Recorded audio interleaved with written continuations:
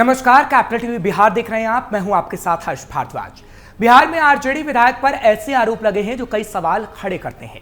सवाल ये कि क्या बिहार में फिर से जंगल राज कायम होगा, क्योंकि आरजेडी सरकार बनाने की कोशिश में लगी है, और अगर ऐसा हुआ तो क्या फिर जंगल राज की वापसी होगी? इस सवाल का जवाब आपको इस रिपोर्ट के जरिए देते हैं। बिहार की राजनीति में विवादों से घिरे दानापुर के राजद विधायक रीतलाल यादव एक बार फिर कानूनी शिकंजे में फंस गए हैं।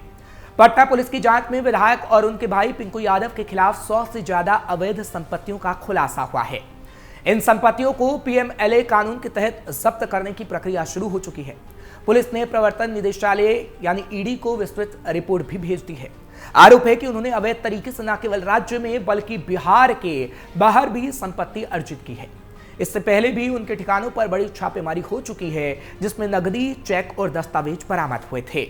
ईडी को भेजा गया जब्ती प्रस्ताव। पटना पुलिस ने पीएमएलए कानून के तहत रीतलाल यादव और उनके भाई पिंकू यादव की संपत्ति जब्त करने के लिए ईडी को प्रस्ताव भेजा है।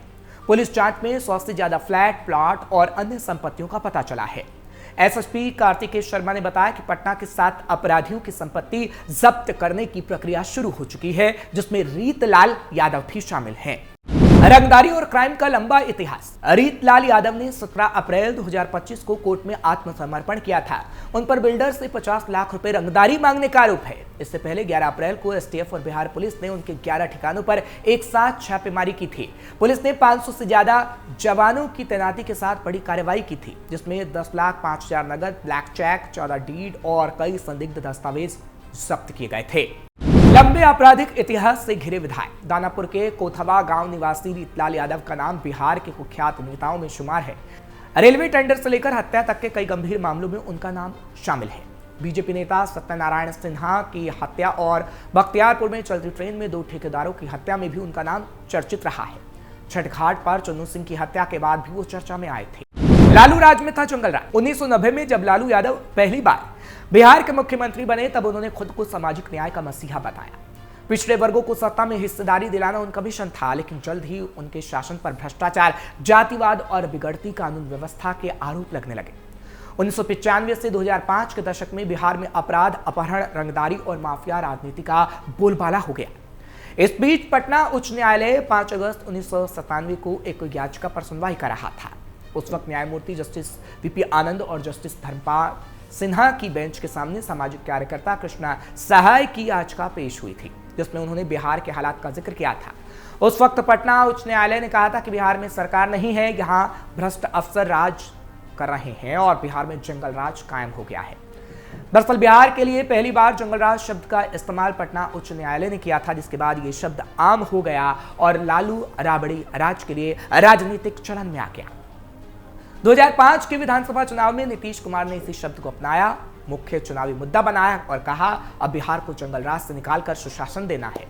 इस नैरेटिव का सबसे बड़ा नुकसान ये हुआ कि लालू यादव की छवि एक जननेता से बदलकर अराजक प्रशासन के रूप में बनने लगी और 2005 में आरजेडी को बिहार के लोगों ने सत्ता से बाहर कर दिया और नीतीश कुमार के सुशासन मॉडल को हाथों हाथ लिया। आज भी सुनाई देती है जंगल राज की गूंज। आरजेडी बिहार की सत्ता से करीब 2 दशक से बाहर है।